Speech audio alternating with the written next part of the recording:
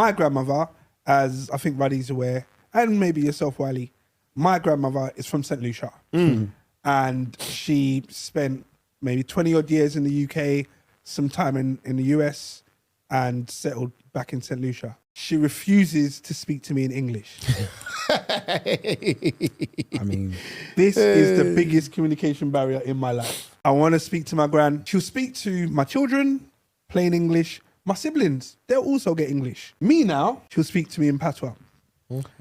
Why? I'm now drawing, I've said this on the podcast before, I'm now trying to draw on GCSE French to try and understand, pull out certain words. She'd be like, go to the beach? I don't know, I thought we were talking about dinner. Do you know what I mean? I haven't got a clue. She just starts laughing and keeps speaking Patois. My mum will sit there laughing, but my mum caused this because my mum didn't teach me Patois growing up. Do you know what I mean? And my gran is refused that you should have just learned it anyway, like it's a GCSE. Do you know what I mean? In secondary school. So there is a huge communication barrier there, and that's just in my family. However, there's another barrier that I want to discuss in families. Before you go on to that, it's funny because I want to jump on something you said, which was that about what you said about learning the language. My communication barrier is I can understand it fluently. I can understand Yoruba totally fluently, but I can't speak it fluently. And that's more because I have not had the dual conversation. So my mum was still is actually, very famous tailor. She was one of the few Nigerian tailors in London.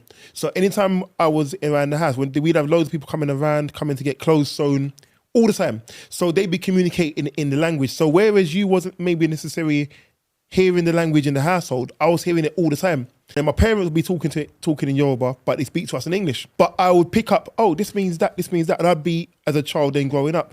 But like you said though, if you're not conversing in the language, your fluency of speaking it is not going to be there. So it's only when I went to college that I was conversing with people in Yoruba as opposed to hearing it and replying back in English. And you still don't know the language properly.